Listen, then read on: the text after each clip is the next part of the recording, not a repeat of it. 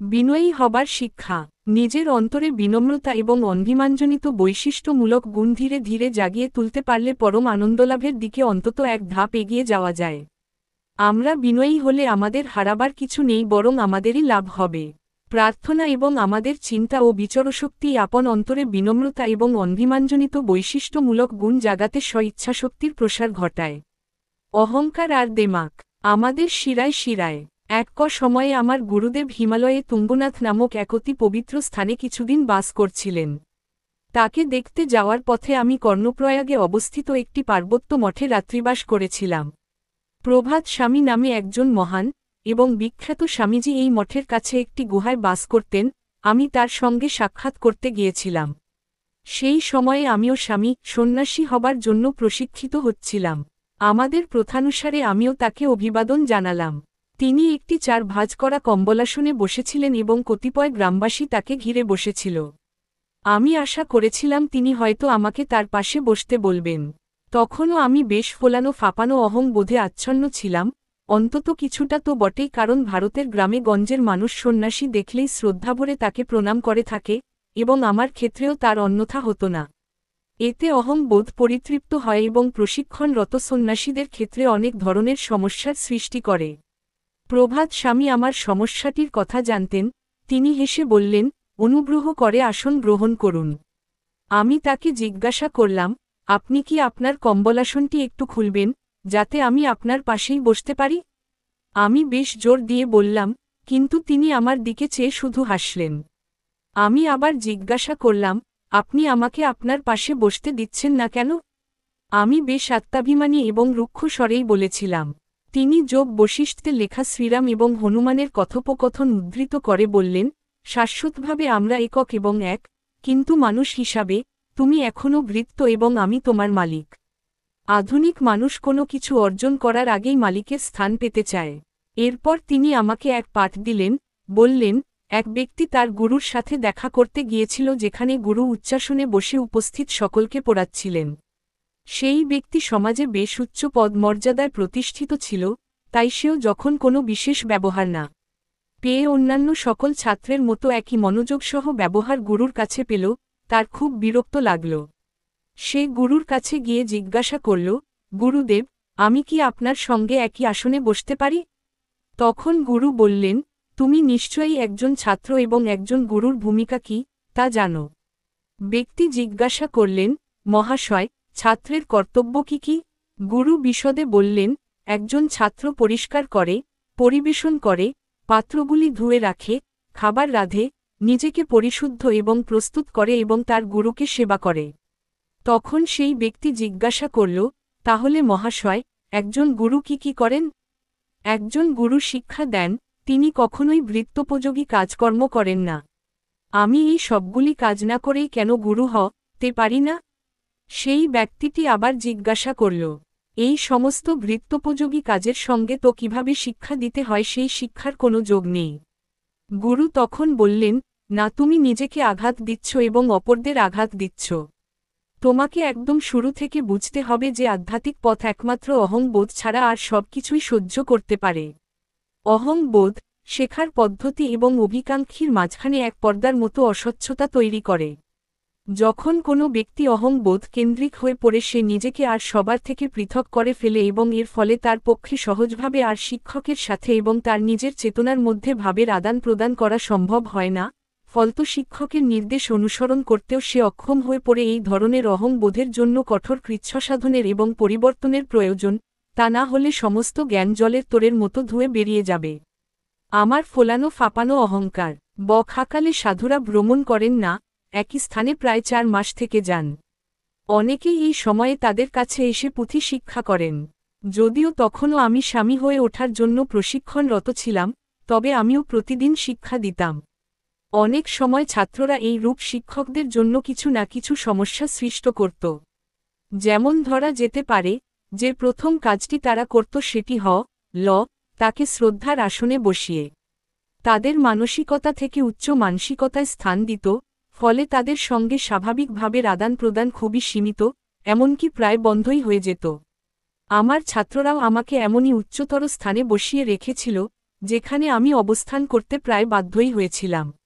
এই সময়ে আমার নিজেরও বহু সংখ্যক ছাত্র ছিল এবং এই বিষয়টি ভেবে আমি অত্যন্ত অসংযতভাবে গর্বিত হয়ে উঠছিলাম। আজ বুঝি, এমন মিথ্যে অনুভব তখনই ঘটে যখন কেউ নব্য দীক্ষিত অবস্থানে থাকে এবং নাম আর যশের জন্য লালায়িত হয়ে ওঠে। অনুসরণকারীর সংখ্যা যতই বাড়ছিল আমিও যেন ততই বেশি করে আত্মম্ভরী হয়ে উঠছিলাম। আমার এমন ধারণা ছিল যে, আমার ছাত্রদের মধ্যে একজন বিশেষ স্বামী ঠিক ততটা জ্ঞানসম্পন্ন এবং বুদ্ধিমান নয়।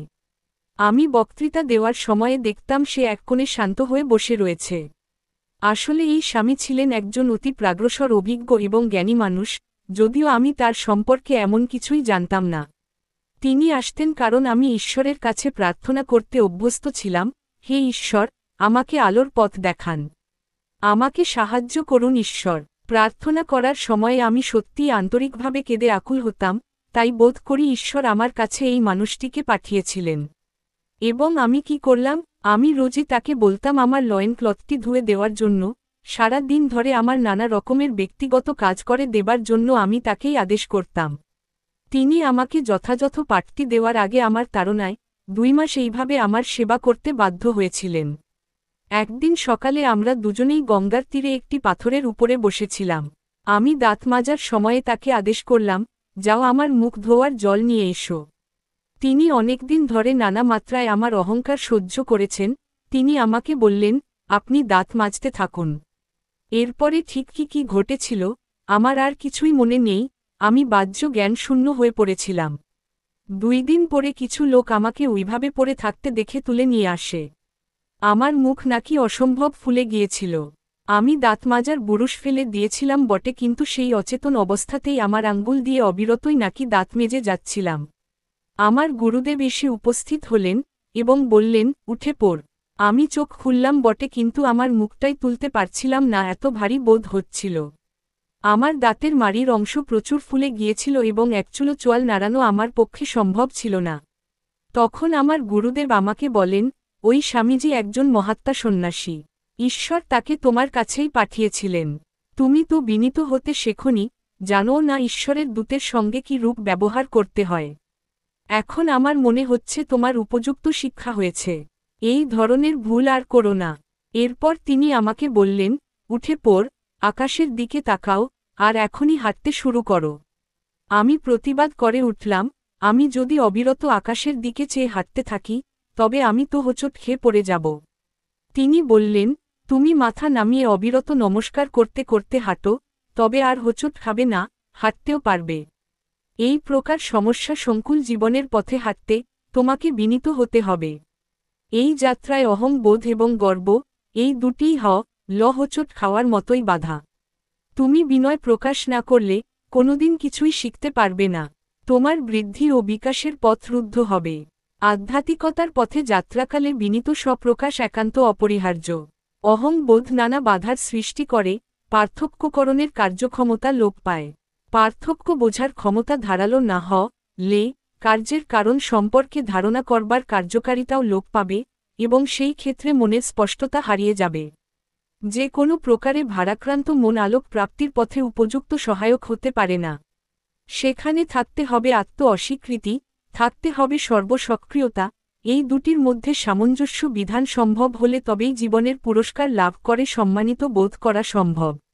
এক্ষেত্রে অবশ্য করণীয় কাজটি অস্বীকার বা পরিত্যাগ করলে হবে না, কাজের ফলটি পরিত্যাগের প্রয়োজন। নিশ্চিত হতে হবে যে চেতনার গভীর সমুদ্রে অহং বোধ একেবারে বিলুপ্ত হয়েছে।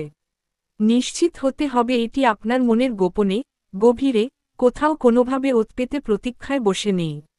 এ পথে এগোবার উপায় অনেক এবং এর আকারগুলিও বহুবিধ। ভালোবাসা, করুণা এবং প্রেমের সহযোগ এতে আনে চিরায়তের মহিমা এবং চিরস্থায়ী আনন্দ। অন্তরের বিশিষ্ট ধর্মের বিকাশ সাধন।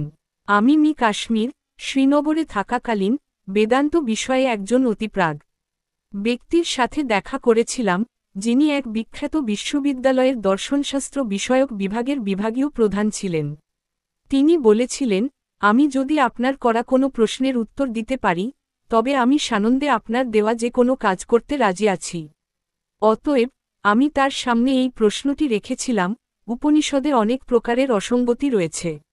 এক স্থানে বলা হয়েছে ব্রাহ্মণ এক এবং একমেদ্বিতীয়। আবার অন্য কোথাও তারা বলেছেন পার্থিব সব কিছুই ব্রাহ্মণ। তৃতীয় স্থানে লিখিত রয়েছে এই জগৎ মিথ্যা এবং ব্রাহ্মণ্যই একমাত্র সত্য।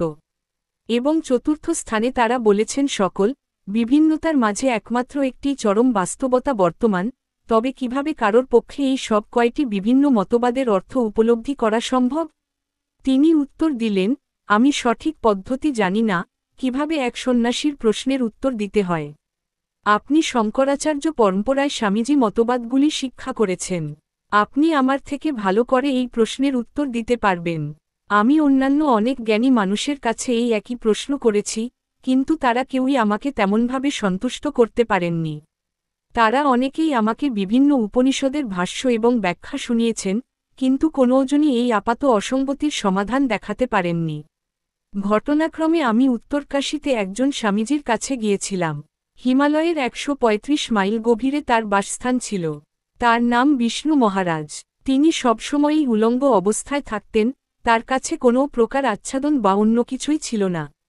আমি তার কাছে গিয়ে বললাম, আমার উপনিষদের কিছু কিছু ব্যাখ্যা সম্পর্কে কিছু জানার রয়েছে। তিনি বললেন, প্রথমে প্রণাম করো। আপনি অত্যন্ত স্ফীত অহং বোধ সম্পন্ন হয়ে উপনিষদের ব্যাখ্যা জানতে চাইছেন, আপনার পক্ষে কিভাবে এই প্রকার সূক্ষ্ম সত্যের মহিমা উপলব্ধি করা সম্ভবপর? আমি ঠিক কারোর সামনেই তেমনভাবে প্রণাম করতে পছন্দ করতাম না, অতএব আমি তখনই সেই স্থান ত্যাগ করলাম। এরপর থেকে যখনই আমি কারোর কাছে উপনিষদের ব্যাখ্যা জানতে চেয়েছি, তারা সকলেই ওই বিষ্ণু মহারাজের কথাই বলেছেন, আপনি বিষ্ণু মহারাজের কাছে যান। তিনি ছাড়া আর কেউ আপনার প্রশ্নের উত্তর দিতে পারবেন না। কিন্তু আমি ইতস্তত করছিলাম, কেননা আমার ভয় ছিল যে তিনি আমার অহং বোধের সমস্যাটির সাথে পরিচিত ছিলেন, এবং তিনি তৎক্ষণাৎ আমার অহং বোধের পরীক্ষা নিয়েছিলেন। প্রথমে প্রণাম করো, তবেই তোমার প্রশ্নের উত্তর দেব। আমি তো তা করব না। আমি অন্য কোনো স্বামীজির কাছ থেকে এই প্রশ্নের উত্তর পাওয়ার যথাসাধ্য চেষ্টা করলাম, কিন্তু যাদের কাছেই জিজ্ঞাসা করেছি, তারাই আমাকে বিষ্ণু মহারাজের কাছে যাওয়ার পরামর্শ দিয়েছেন। গঙ্গার তীরে যে গুহায় তিনি বাস করতেন, প্রায় প্রতিদিন আমি সেই গুহার মুখে গিয়ে দাঁড়িয়েছি। হয়তো ভেবেছি, একবার দেখিই না, তিনি আমার প্রশ্নের কি উত্তর দেন। কিন্তু যতই সেই গুহার কাছে যেতে চেয়েছি আমি তার সঙ্গে আসন্ন মোকাবিলার কল্পচিত্র ভেবে অত্যন্ত ভীত হয়ে পড়েছি, এবং অবধারিতভাবে মনের বাসনা মনেই রেখে বারবার ফিরে গিয়েছি। একদিন আমাকে তিনি তার গুহার কাছাকাছি এক স্থানে দেখে ফেললেন এবং বললেন, এসো, এখানে বাসো। তুমি কি ক্ষুধার্ত? তুমি কি আমার সঙ্গে বসে কিছু খাবে? তিনি অত্যন্ত সৌম্যভাবে উদার এবং সৌজন্যমূলক ব্যবহার করছিলেন। তিনি আমাকে খাদ্য পানীয় খাওয়ালেন এবং তারপর বললেন, এবার তুমি এসো। তোমার সঙ্গে সময় কাটাবার মতো আমার সময় আজকের মতো ফুরিয়েছে। আমি বললাম, হে মহোদয়, আমি আপনার কাছে এসেছিলাম কিছু প্রশ্ন নিয়ে। খাদ্য পানীয় তো অন্য অনেক স্থানেই লভ্য। আমি আধ্যাত্মিক রসদের প্রত্যাশী। তিনি বললেন, তুমি এখনও প্রস্তুত নও। মনে মনে তুমি আমার জ্ঞানের পরীক্ষা নিতে চাও, তুমি জানতে চাও, আমি তোমার প্রশ্নের উত্তর দিতে পারি কিনা, তুমি তো শিখতে চাও না। তুমি যখন শিক্ষা নিতে প্রস্তুত হবে, আমার কাছে এসো, আমি তোমার প্রশ্নের উত্তর দেব। এরপরের দিন আমি অত্যন্ত বিনয়ের সাথে তাকে গিয়ে বললাম, মহোদয়, কাল সারা রাত আমি নিজেকে আজকের পাঠের জন্য প্রস্তুত করেছি, এবং এখন আমি আপনার কাছে পাঠ নেওয়ার জন্য প্রস্তুত। তখন তিনি আমাকে শিক্ষা দিলেন, এবং আমার সমস্ত প্রশ্নের সমাধান পেলাম। একের পর এক আমার প্রশ্নের উত্তর দিতে দিতে তিনি বললেন যে এখানে উপনিষদের শিক্ষায় তো কোনোই অসঙ্গতি নেই। মহাত্মা এবং জ্ঞানী সাধকেরা তাদের গভীর ধ্যান এবং চিন্তাম মানসিক অবস্থায় থাকাকালীনই প্রত্যক্ষভাবে এই সমস্ত শিক্ষা লাভ করেছিলেন। তিনি তখন আমাকে ব্যাখ্যা করলেন, ছাত্ররা যখন অভ্যাস করা শুরু করে, তার উপলব্ধি করে যে এই আপাত বিশ্ব পরিবর্তনশীল, কিন্তু সেই স্থানের সত্য কখনো পরিবর্তিত হতে পারে না। এরপরে সে জানতে পারে যে এই পৃথিবীর আকার এবং নাম মাহাত্ম্য সদাই পরিবর্তনশীল এবং প্রবঞ্চনামূলক, এবং এর পশ্চাদে রয়েছে চরম বাস্তবতা যা সদা অপরিবর্তনশীল। এর পরের পর্যায়ে, যখন সে সত্যের আসল রূপটির সম্পর্কে উপলব্ধ হয়, তখন সে উপলব্ধি করতে পারে যে সত্য একক, এবং সর্বস্থানে সেই একই সত্য বিরাজমান, অতএব এই ক্ষেত্রে বাস্তবে মিথ্যা নামক কিছুরই অস্তিত্ব নেই। এই পর্যায়ে পৌঁছে সে আরও জানতে পারে যে বাস্তবতা একক এবং এটি সসীম এবং অসীম, এই দুটি বিস্তারেই এক এবং এককভাবে উপস্থিত।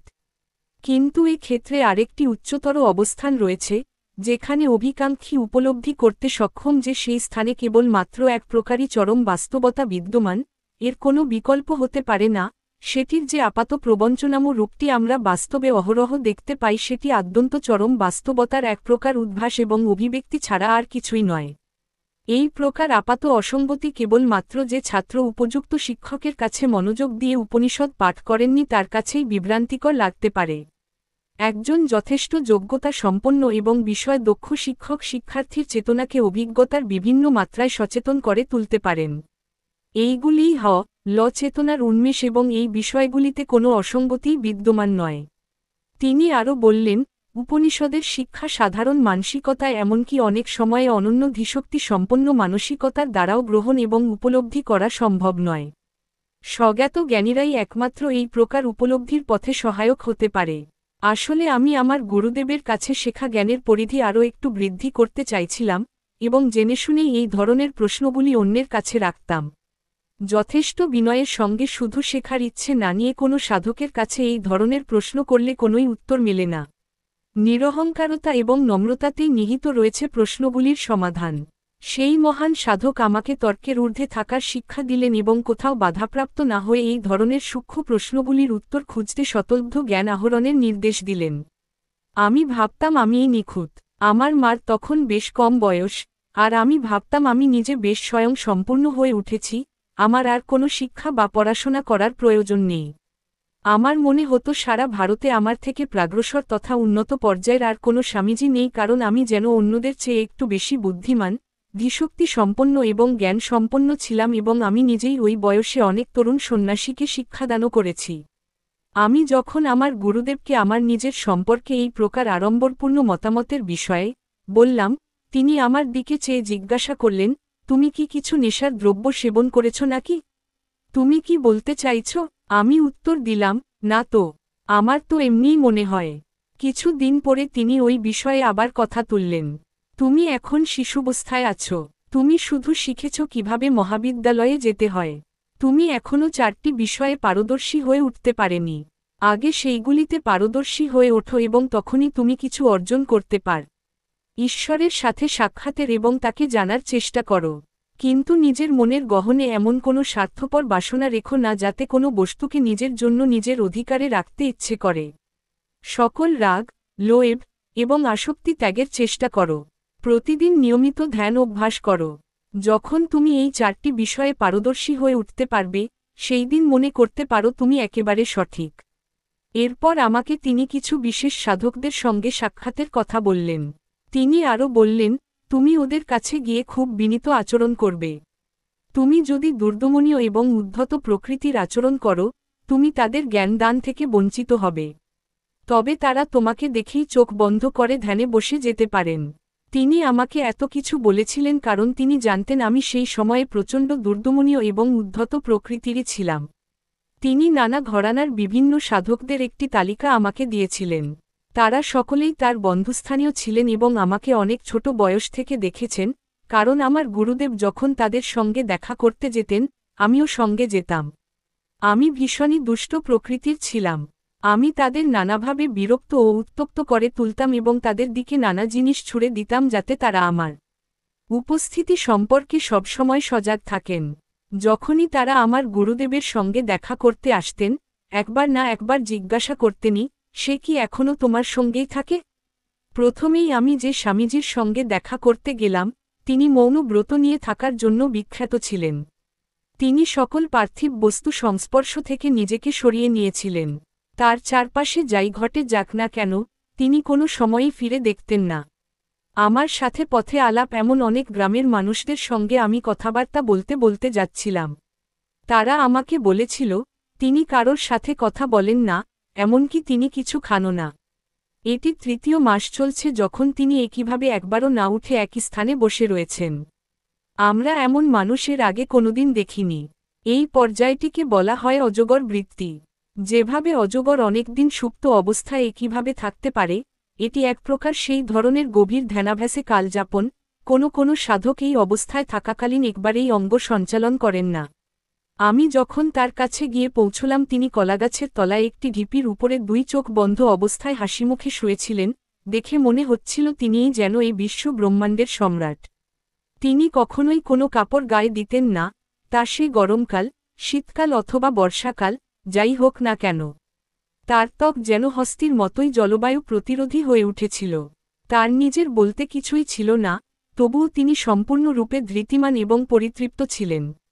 আমি যখন তাকে প্রথম ওইভাবে শুয়ে থাকতে দেখলাম, আমি ভেবেছিলাম তার ন্যূনতম ভদ্রতা বোধটুকু থাকা উচিত ছিল। পরে আবার ভাবলাম, আমার গুরুদেব বলেছেন তার সঙ্গে দেখা করতে, এবং আমি জানি আমার গুরুদেব অযথা আমার সময় নষ্ট করবার মতো মানসিকতার ব্যক্তিত্ব নন। আমি তো শুধু তার শরীরী উপস্থিতিটুকুই দেখছি। আমি তার পায়ে স্পর্শ করে প্রণাম করলাম। আমাদের প্রথাগত নিয়ম অনুসারে আমরা যখন মহাত্মাদের প্রণাম করি, তারা আমাদের আশীর্বাদ করেন। তিনি কোনো প্রকার বহিস্থ উদ্দীপনায় সংবেদী ছিলেন না, তিনি যেন অন্য কোথাও ছিলেন। ৩-৪ বার আমি তাকে উদ্দেশ্য করে বললাম, হে মহোদয়, আপনি কেমন আছেন? কিন্তু তিনি সাড়া দিলেন না। তার শরীরী অস্তিত্বে কোনো সঞ্চালন বা প্রত্যুত্তরের ইশারা দেখা গেল না। তখন আমি তার পদদ্বয় মালিশ করতে শুরু করলাম। আমাদের শিক্ষকরা শ্রান্ত হয়ে পড়লে আমরা প্রায়ই এমনটি করতাম। আমি ভাবলাম তিনি প্রীত হবেন, কিন্তু তিনি আমাকে সজোরে পদাঘাত করলেন। এবং সেই পদাঘাতের গতি এত প্রচণ্ড ছিল যে আমি বহুদূরে ছিটকে গিয়ে খাড়া পাহাড়ের ঢাল বেয়ে গড়াতে গড়াতে নিচের একটি হ্রদে গিয়ে পড়লাম। আমি এর আগে অনেকবার গাছ থেকে এবং পাথরে ধাক্কা খেয়ে পড়েছি, তাতে অনেক ব্যথা হয়েছে এবং কালশিরেও পড়েছে বিস্তর। কিন্তু তখন আমি কেমন প্রতিহিংসাপরায়ণ হয়ে উঠেছিলাম। তিনি কি কারণে আমার সাথে এমন আচরণ করলেন? আমি শ্রদ্ধা নিয়েই তো তার কাছে এসেছিলাম, তার পদদ্বয় মালিশ করতে শুরু করেছিলাম, তাতে তিনি আমাকে পদাঘাত করলেন। তিনি কিছুতেই সাধক হতে পারেন না। আমি তাকে উচিত শিক্ষা দেবই, আমি তার দুটি পা ভেঙে দেব। তিনি আমাকে যত আঘাত দিয়েছেন আমি তার দ্বিগুণ আঘাত তাকে দেব। আমি সেই সময়ে সত্যিই সমুচিত প্রতিশোধ নেওয়ার জন্য তৈরি হচ্ছিলাম। আমি সিদ্ধান্ত নিলাম, নিশ্চয়ই প্রতিশোধ নেওয়ার জন্যই আমার গুরুদেব আমাকে তার কাছে পাঠিয়েছেন। আমার রাগের প্রকাশ দেখাতে আমি যখন সেই পাহাড়ে ফিরে এলাম, তিনি উঠে বসে হাসছিলেন। তিনি জিজ্ঞাসা করলেন, কেমন আছো বাবা? আমি বললাম, আমি কেমন আছি? আমাকে পদাঘাত করে পাহাড় থেকে গড়িয়ে ফেলে দিয়ে আপনি আমাকে জিজ্ঞাসা করছেন আমি কেমন আছি? তিনি বললেন, তোমার গুরুদেব তোমাকে 4টি বিষয়ে পারদর্শী হতে বলেছিলেন, এবং এর মধ্যে তুমি তার একটি বিষয় তো নষ্ট করে ফেলেছ। আমি তোমাকে পদাঘাত করেছিলাম পরীক্ষা করতে যে তুমি তোমার রাগের প্রতি কতটা নিয়ন্ত্রণ রাখতে পারো তা দেখতে চেয়েছিলাম। এখন তুমি যতটা রেগে আছো, তাতে তোমার পক্ষে এখানে থেকে কিছুই শিক্ষা নেওয়া সম্ভব নয়। তোমার মধ্যে কোনো সুস্থিরতা বা প্রশান্তি নেই। তুমি এখনও বেশ অপরিণত। তুমি তোমার এত অনহংকৃত গুরুদেবের দেওয়া কোনো আধ্যাত্মিক পাঠই অনুসরণ করো না। তুমি আমার কাছে থেকে কি শিক্ষা নেবে? তুমি আমার শিক্ষা গ্রহণ করার জন্য একদমই প্রস্তুত নও। তুমি এখনই এখান থেকে চলে যাও। কোনোদিন কেউ আমার সাথে এইভাবে কথা বলেননি। যখন আমি চিন্তা করলাম তিনি কি বলতে চেয়েছেন, আমি উপলব্ধি করলাম তার প্রতিটি বাক্যই সত্য। আমি সম্পূর্ণভাবেই আমার রাগ এবং বিদ্বেষের বশবর্তী হয়ে পড়েছিলাম। তিনি আমাকে আবার জিজ্ঞাসা করলেন, তুমি কি জানো, কেন আমরা কোনো সাধকের পায়ে হাত দিয়ে প্রণাম করি? এরপরে তিনি খুব সুন্দর একটি পার্সি বিশ্বাস আবৃত্তি করলেন, একজন সাধু তার জীবনের সর্বশ্রেষ্ঠ অংশ ঈশ্বরের পাদপদ্মে সমর্পণ করেন। সাধারণত সমস্ত মানুষ তোমাকে তোমার মুখাবয়ব দ্বারাই চিনে থাকে, কিন্তু সাধকের মুখ থাকে না এখানে, সাধকের মুখের বদলে উদ্ভাসিত হয় ঈশ্বরের মুখচ্ছবি। সব মানুষ এখানে তার পদদ্বয়ই দেখতে পায়, তাই তারা সকলেই শ্রদ্ধা জানাতে পায়, প্রণাম করেন।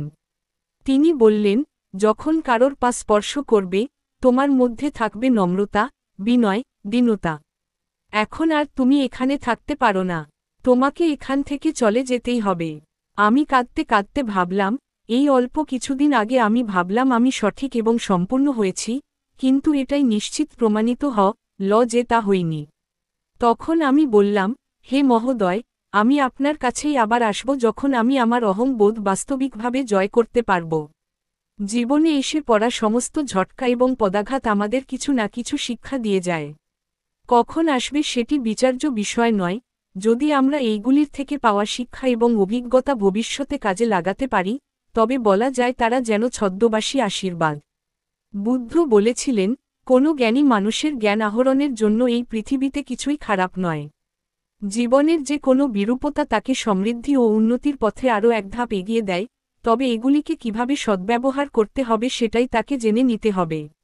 এবার আমি আরেকজন স্বামীজির দর্শনের পথে যাত্রা শুরু করলাম, মনে এই প্রকার স্থির বিশ্বাস নিয়ে যে সেখানে যাই ঘটুক, তিনি আমার সাথে যেমন ব্যবহারই করুন, আমি কিছুতেই বিচলিত হব না। তার একটি অপূর্ব কৃষিভূমি ছিল।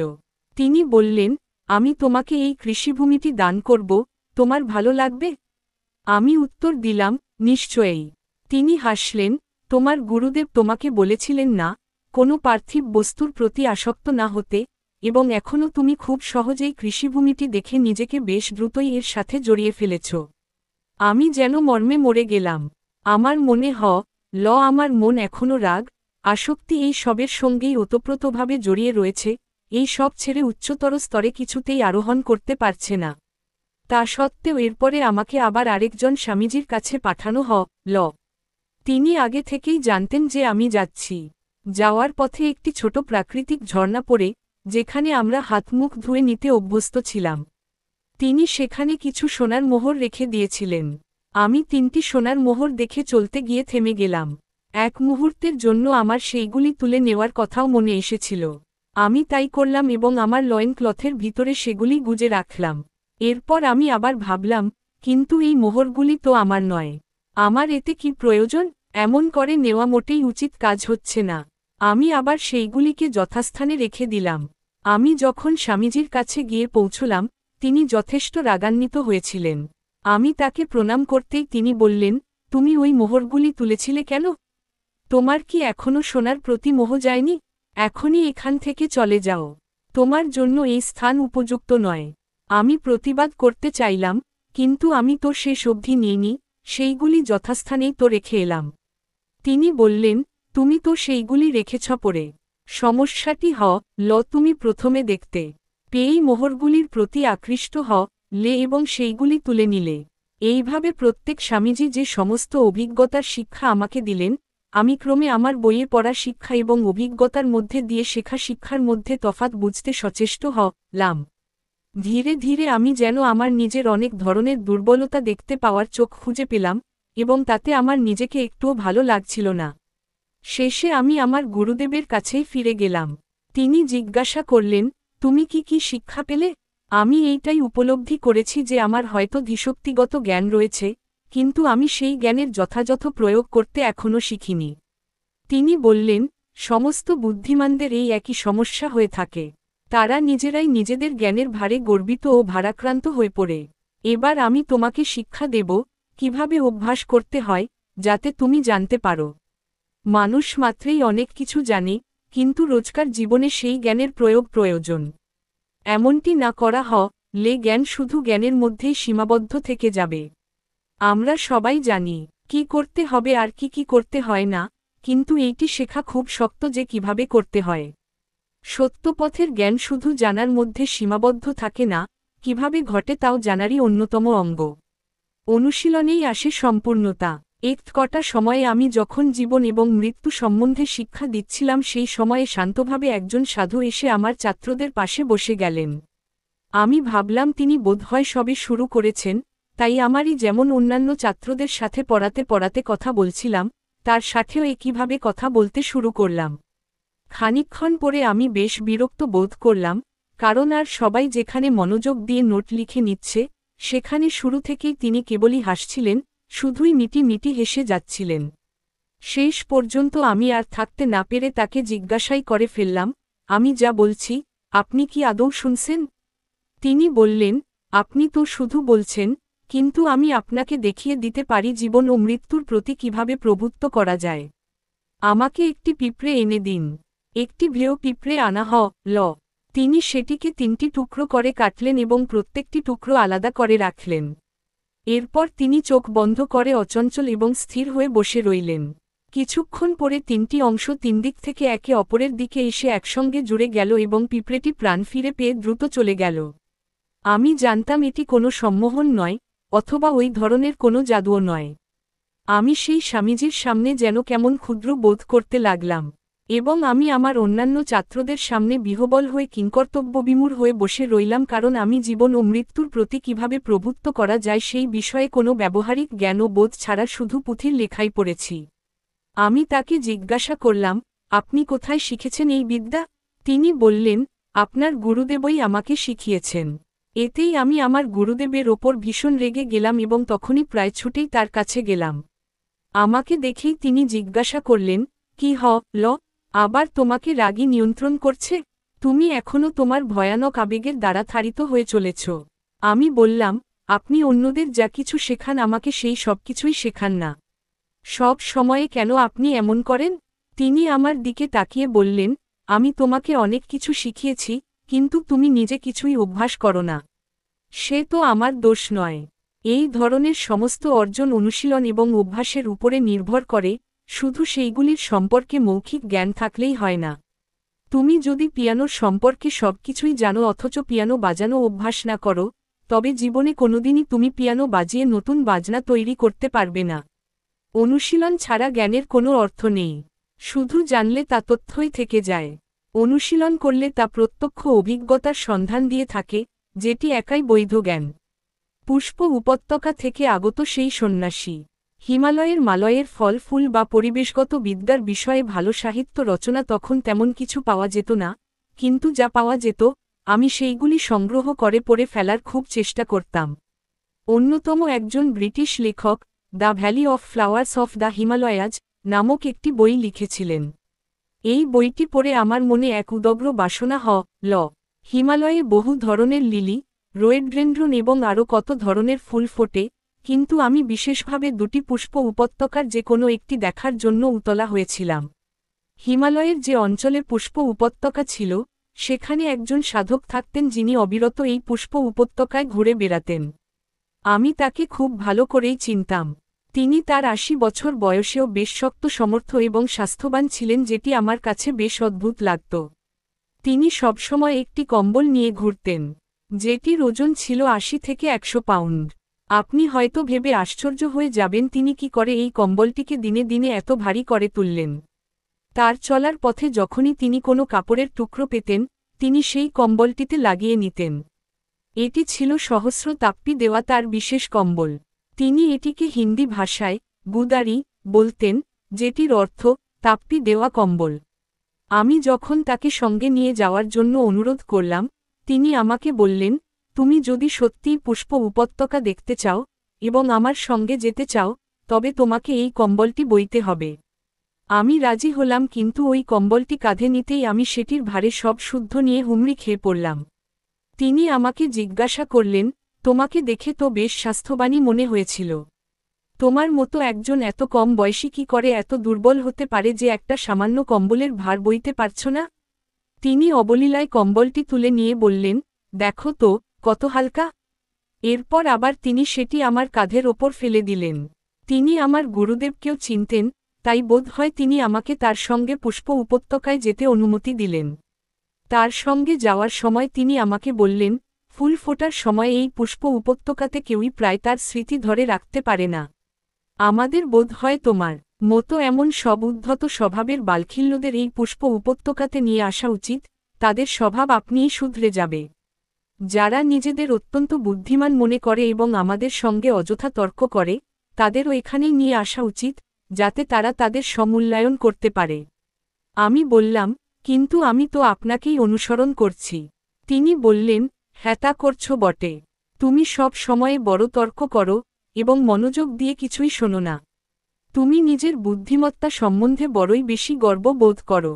আমি তো লিখতে পড়তেই জানি না। তুমি তো আমার থেকে অনেক বেশি শিক্ষিত।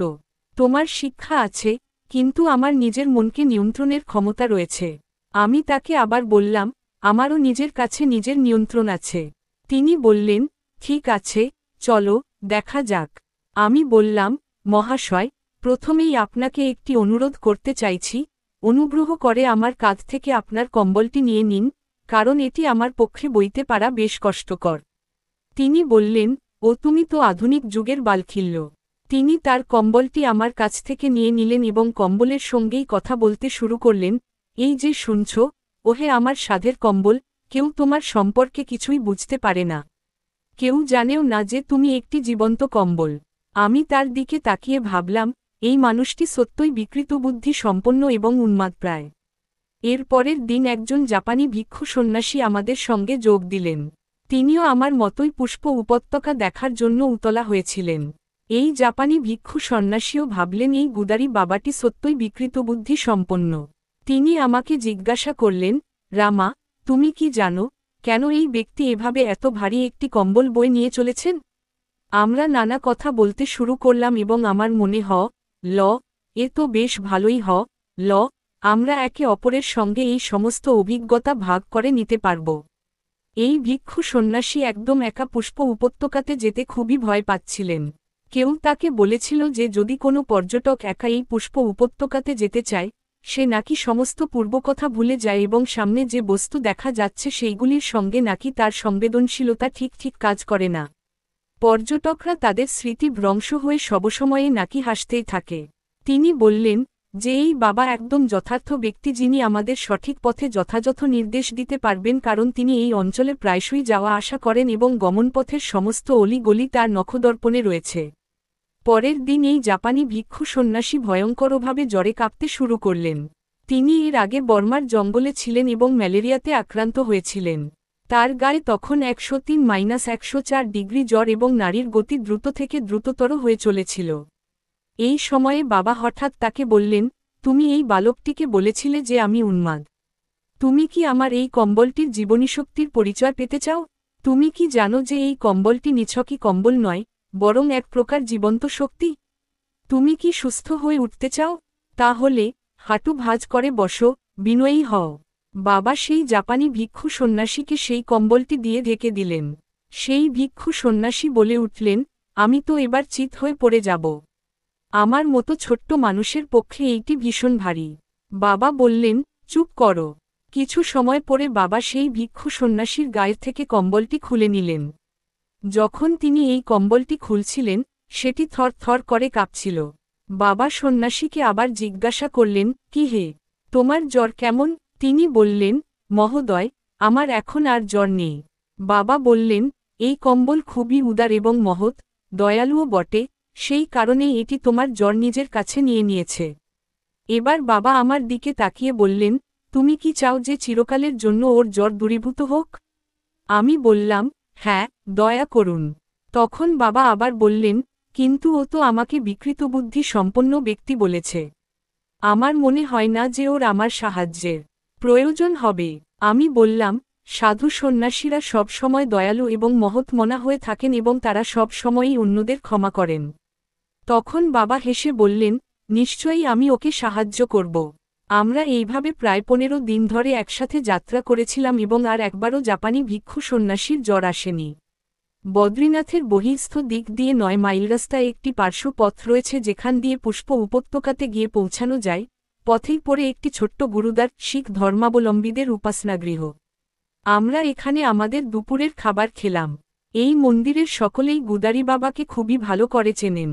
আমরা সেদিন পুরোদিন সেই মন্দিরে থেকে বিশ্রাম নিলাম এবং পরের দিন হেমকুণ্ড দিয়ে পুষ্প উপত্যকার দিকে যাত্রা শুরু করলাম। যত দূর চোখ যায়, সারা উপত্যকা অঞ্চল জুড়ে শুধু ফুল আর ফুল ফুটে আছে। প্রথম বেশ কিছু ঘণ্টা, কত রং, কত আকারের শুধু ফুল দেখতে ভীষণই ভালো আর মনোরম লাগে, মনে মনে অন্য এক প্রকার উদ্দীপনার সঞ্চার হয়।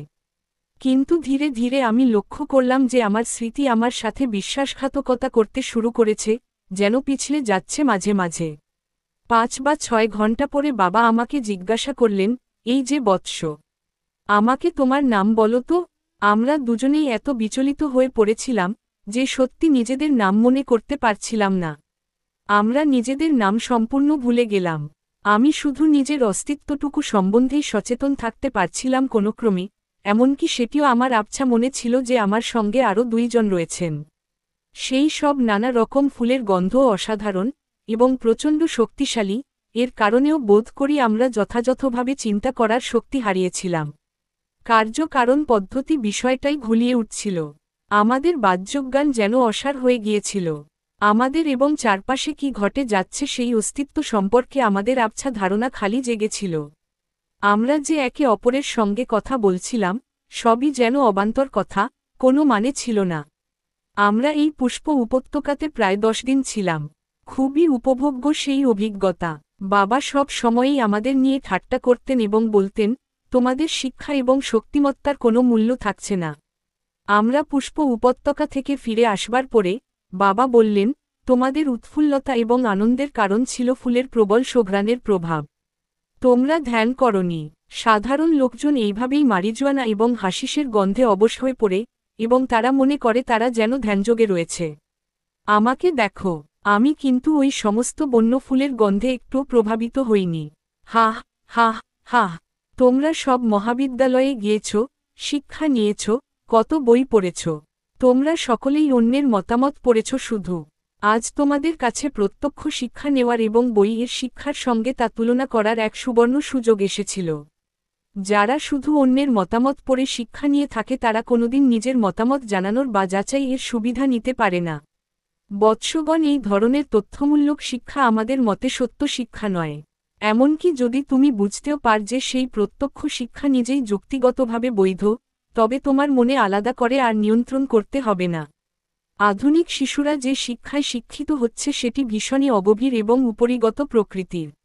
কোনো নিয়মানুবর্তিতা ছাড়া মনের প্রতি নিয়ন্ত্রণ আনা সম্ভব নয়, আবার মনের প্রতি নিয়ন্ত্রণ না থাকলে প্রত্যক্ষ শিক্ষা নেওয়া অসম্ভব। সেই জাপানি ভিক্ষু সন্ন্যাসী বোধিগার দিকে রওনা হয়ে গেলেন, এবং আরও 15 দিনের জন্য আমি বাবার সঙ্গে রয়ে গেলাম। তিনি এই অঞ্চলে উদ্দেশ্যহীনভাবে ঘুরতে ভালোবাসতেন, এবং সমস্ত তীর্থযাত্রীরা তার কথা জানতেন। বাস্তব এবং ব্যবহারিক শিক্ষা পেতে কৃচ্ছসাধকদের এমন ধরনের সাধকদের সঙ্গে সময় অতিবাহিত করা খুবই জরুরি, যাদের জোয়ার ভাটায় উভয় পরিস্থিতিতেই জীবনের মূল্যবোধ সম্পর্কে প্রত্যক্ষ অভিজ্ঞতা রয়েছে।